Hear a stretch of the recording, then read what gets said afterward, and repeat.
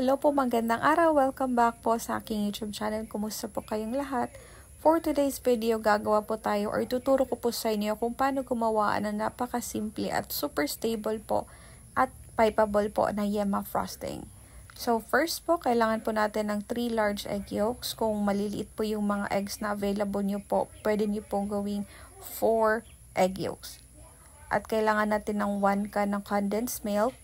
And then, kailangan din natin ng evaporated milk. Gamit ko po dyan yung pinakamaliit na po na size ng evaporated milk. 140 ml po yung size. Yan po.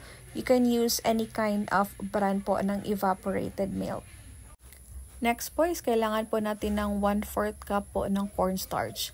Yung cornstarch po nakaka-help po siya para maging stable at saka pipeable po yung frosting natin. Pero nakadepende pa din po. Please watch till the end of the video. Ituturo ko po sa inyo kung paano po yung tamang technique. After nyan, maglalagay ako ng vanilla extract.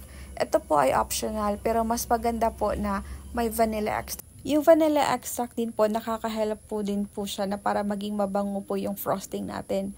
Bago po natin siya lulutuin, kailangan po natin siyang salain. As you can see, marami po siyang buo-buo para maging smooth po yung outcome po ng frosting natin.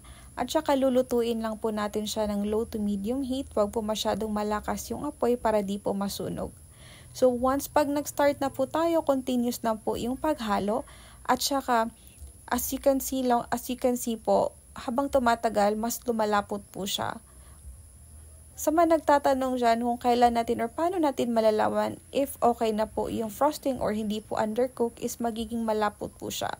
Yung para pong medyo mabigat, yung alam po natin na spreadable na po siya. Optional lang po yan. Naglagay pa ako dyan ng 1 tablespoon ng premium margarine. Pwede din po kayo gumamit ng butter po.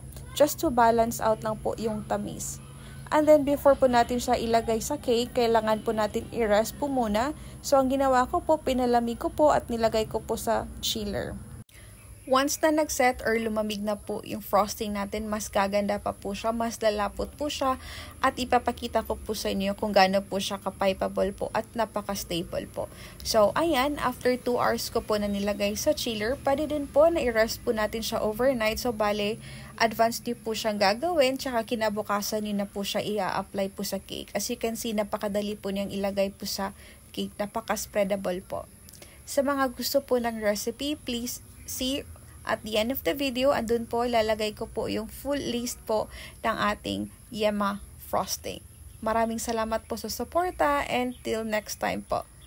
Have a nice day and happy caking po.